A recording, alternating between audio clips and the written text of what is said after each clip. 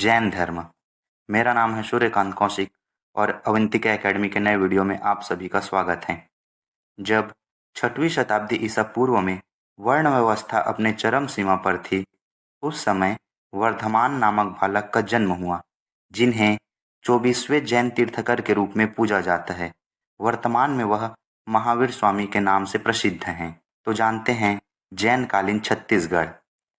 जैन कालीन स्थल पहला, महेशपुर। सरगुजा के महेशपुर में जैन कालीन प्राचीन स्मारक प्राप्त हुए हैं, जिसमें से जैन धर्म की जानकारी पता चलती है।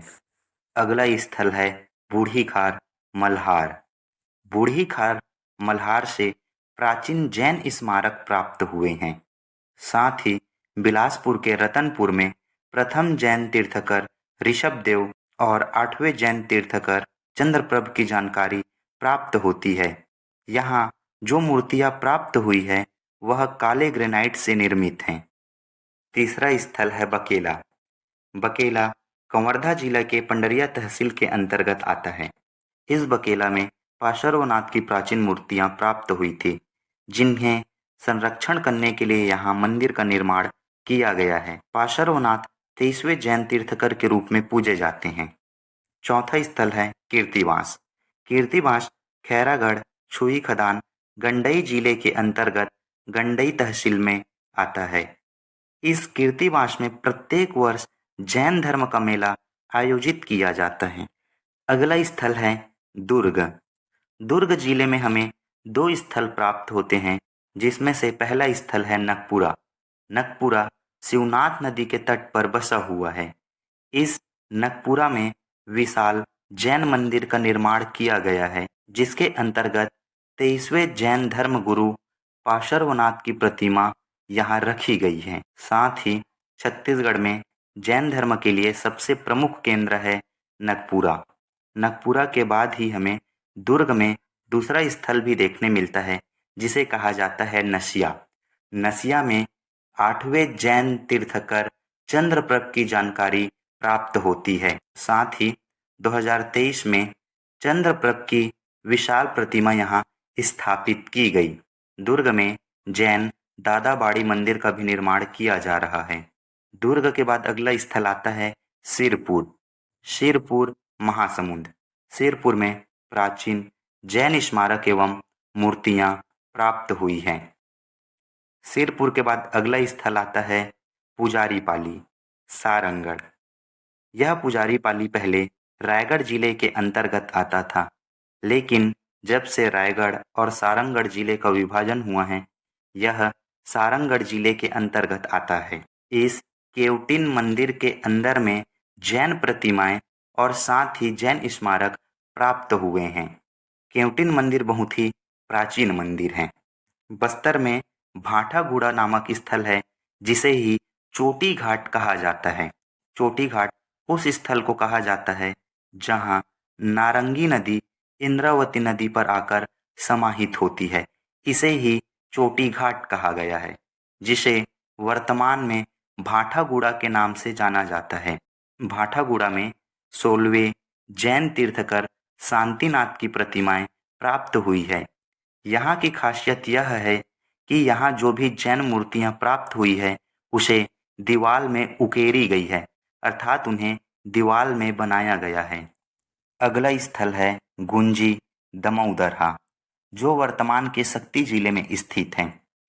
सातवाहन कालीन शासक कुमार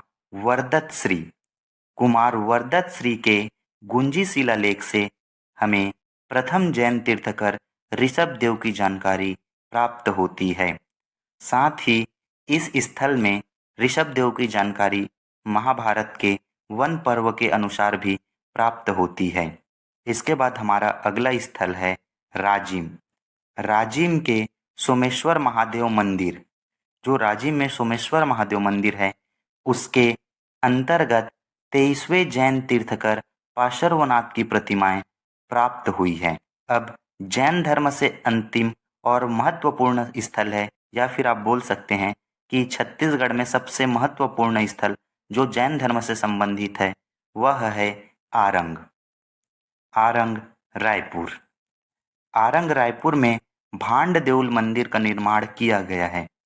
लेकिन इससे पहले की जानकारी अगर बताएं तो 1401 में जब रायपुर के कलचुरी शासकों ने महामाया मंदिर बनवाया तो उस महामाया मंदिर के अंतर्गत पहले जैन तीर्थकर ऋषभ देव की जानकारी प्राप्त होती है और इस महामाया मंदिर में ऋषभ देव के पद चिन्ह और मूर्तियां भी प्राप्त हुई हैं। एक जानकारी आपको और बता देते हैं कि छत्तीसगढ़ में जितने भी महामाया मंदिर हैं, अगर रतनपुर के महामाया मंदिर को छोड़ दिया जाए तो बाकी जितने भी महामाया मंदिर हैं जो शिवनाथ नदी के उत्तर दिशा की ओर बसे हुए हैं, वहाँ के सभी महामाया मंदिरों में आपको जैन धर्म संबंधित मूर्तियां प्राप्त होंगी।